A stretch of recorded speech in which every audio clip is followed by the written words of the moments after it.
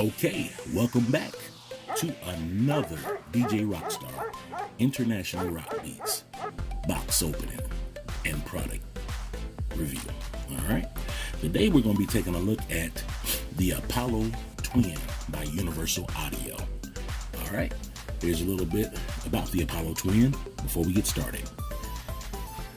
Apollo Twin is a ground up design of the world's most popular professional desktop recording interfaces for Mac and Windows, delivering enhanced audio conversion with the tone, feel, and flow of analog recordings.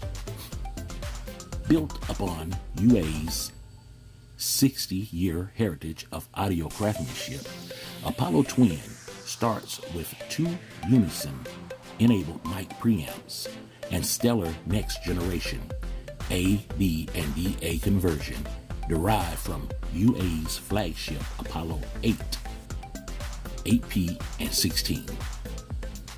Together with its included bundle of UAD analog emulation plugins, which you can track through in real time with UAD, 2 dual core processing, and SS to Luna recording systems.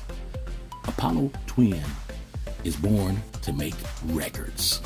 All right, that's a little bit from the folks over at Universal Audio about the Apollo Twin, okay? Now, let's take a look and see what's in the box. Oh, but before we do, the part that makes this such a great company, all right, and why I have enjoyed my Apollo Twin so much is that it comes with a lot of plugins that they include in the box or inside the actual Apollo unit. Okay. When I noticed that it varies from season to season, you know. But at the time when I purchased mine, I got the classic analog gear came up inside mine. So, for example, I'll read that to you, what was all included in the statement about it. Okay. A full suite of classic analog processing on board. Right out of the box, Apollo Twin provides a suite of incredible analog emulation plugins, including the world's only authentic Teletronics LA2A 1176 Pultec EQs and the Unison-enabled UA 610B2 preamp. Developed by UA's world-renowned team of algorithm engineers, these real-time analog classic plugins set the standard by which all other hardware emulation plugins are judged. From the true warmth of the Pultec EQ on guitars to the gentle limiting of the LA2A on vocals, your recordings will take a giant leap forward in rich, sonically complex analog sound. Okay, so that's the plugins that came in mine. I'll give you can see the plugins or some of them, you know. All right, now so back to focus. Let's see what's inside the box. Okay, first off, let's take a look at it. Really nice box, side view, rear view. Okay, now I run a total of 5 speakers when I in my studio. Okay, so I have 2 near field, 2 far field, and a subwoofer. Okay, so I got 2 5s that I run for near fields, 2 8s that I run for far fields, and a 10-inch sub that I run for subwoofer. I'm able to make all that work off of my outs right here. Okay, and 2 mic inputs, optical in, the USB connect which you use to connect this particular one to your computer, If you go with this is a USB model, so if you got Windows, make sure you get the one with the USB on it. If you got Mac, they got Thunderbolts over there, or I think you got some Thunderbolts you can get if you have a Windows PC with Thunderbolt connection. I think you can do that as well. But I had to use USB. Okay, right here, this is where the power plug-in is at. It's got, you see the little curve on it, the little twist thing. It's like a little lock to keep you from accidentally pulling out. Okay, and your power on and off switch. All right, record and mix. Okay. All right, and real quick, let's see. You see that? If you guys want to try to look at it a little bit more, you can pause it and take a look at it, All right. So let's get to it.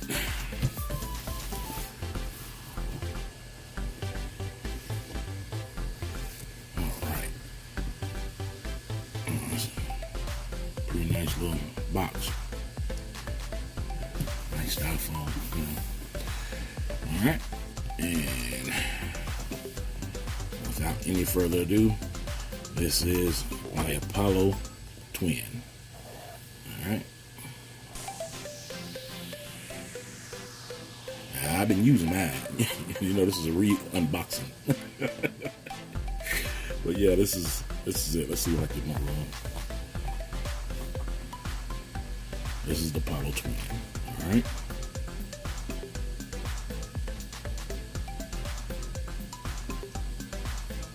Okay. Plug the guitar up here. Your headphones out right there. And that's that.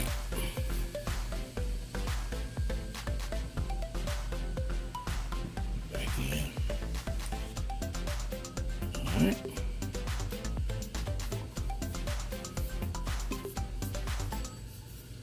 And all of their units, they got rack units that you can even run like daisy chain, in and out.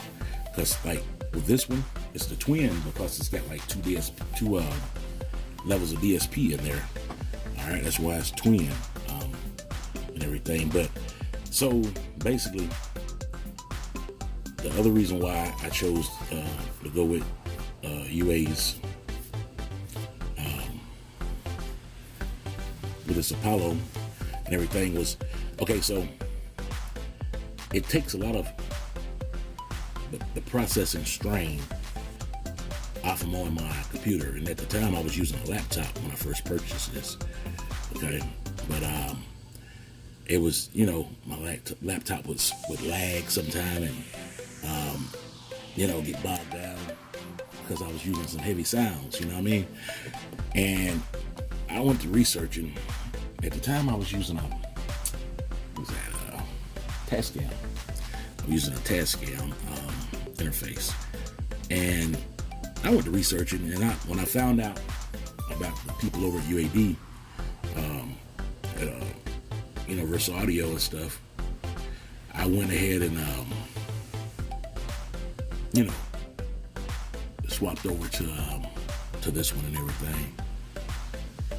So let's see. Show you what else is in the box. This is the USB. This plugs in the back of the Apollo. This end, and then this end right here will plug into your computer. You see? So simple enough. All right, and I'm gonna get all this plugged back up, and I'll show you guys like a live, show you how it does when it's actually plugged up. This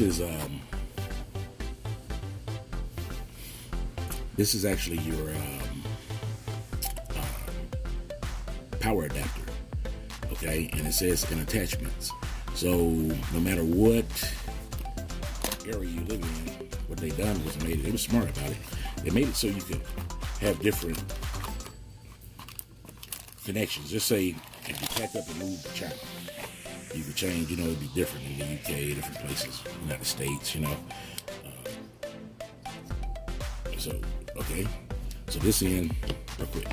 This end plugs into the computer, and you see it's got like a twist lock on there. Just give it a twist and it'll stay in. The part I was just telling you about, which is different. This is the one we would use in the States. Okay, you can see. Bad. So that's in the States right there. All right, and you just slide on, and it works. And then like, I don't know, I think maybe this one is. This is overseas. There's a bunch of different ones like this, But you can slide that on if you need that kind.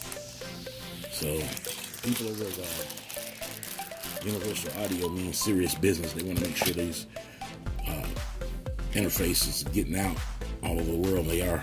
This just slides like this. I got it wrong. It goes. I'm sorry. Okay, so you just put it in. A little lip at the top. Lip in. You're gonna press down. That's fixed up. Take it off. Pull that. All right. So simple enough. Everything's been a great interface, and I'll be looking to expand and grow. As I grow, I'll be looking to expand, my DSP. So I may end up getting like a rack mount and just daisy chaining off into it. And that way, if I do that, instead of having 2 DSP, I think I can get one I think it's 4 DSP. No. I think it's 6 DSP, 8 DSP, and 10. So I'll take a look here. Let's see. Yeah. So yeah, it starts. No, it starts at 8. Okay, so I guess 8, 10, and 12. All right. But anyway, or maybe go up to 16. That may be how they do it. That's 8. Yeah, there you go. But I'll probably, get like one of the ones, either the smallest or either in the middle, and expand, like that. So where I have 2 DSP now, which is plenty. I mean, for my production that I'm doing right now, it's working out great for me. But as you get bigger, things change. You know how that go. So yeah, that would give me a lot of DSP and everything, and you will never have to worry about your computer not being able to handle the workload. As long as you're processing everything through your Apollo, Universal Audio stuff, you'll be good. So, So yeah, folks, leave me a comment down at the bottom. Let me know what you think about the Apollo, the Twin. If you bought it, did you enjoy it? Whatever. Got any questions and everything? And like I said, I'm not getting sponsored by any of these companies that I've been talking about. This is kind of like I said, I got a new studio, and basically I'm changing locations, and I got a lot of studio gear I hadn't. Well, the stuff that I've been using and the stuff that I haven't even used, I'm just kind of like doing an unboxing or a re-unboxing, if that makes sense. And kind of just showing some people my gear, because I record.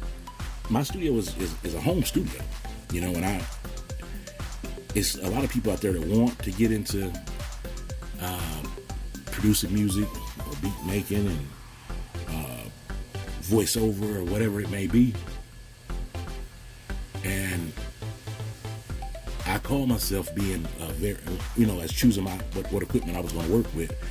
I call myself being very price modest and doing a lot of research on the equipment before I bought it.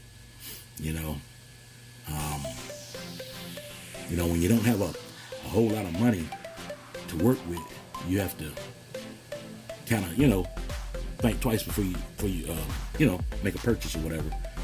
And some things you may just jump out there on a leap of faith, and make that purchase. But yeah, this one is probably the most expensive piece of my studio. I gave like right at $1,000 for it. Now they have come out with some plugins that's really affordable, and I think that's because of we're post-pandemic. I mean, maybe pandemic still going on, but we're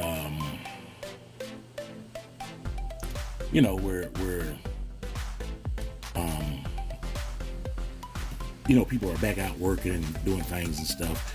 So at the same time though, I think a lot of people are not spending money like they was once upon a time, right? So what Universal Audio did was come out with interface called the Vote series. Okay, I'm pulling it up on the computer here. I just want to show you guys this. It's not a bad interface. It's a damn good interface, but the price point is righteous, So I got to pull up on my computer screen and I'll show you. Well, I got you on here. That's the Vote 2. And you see that number 76 right beside the 2? Vote 276. And if you look to the left side, the first yellow button over here, and it says 76 compressor. That is gonna be emulation from the classic 1176 compressor. Okay, that's another thing that I liked about this company is that what they were built on. And I mean, I cut my teeth in the music business like in the 90s, 1991 and 90. I was in little home studios and stuff people had, and I had like a little studio of my own built up with Radio Shack stuff, you know what I mean? And I had a rolling TR8 or rolling R8 drum machine with the TR808 sound card, and ROM card is what we used to call it back in the day. It was ROM, you know what I mean? And it was such a little bit of memory when you really get to thinking about it and everything, but compared to what we're working with now, it's amazing. But anyway, I'm gonna scroll down and show you some more because they got more than one built on that thing. I worked at the Musicplex studio in Atlanta, Georgia, and you take like this it says Relab.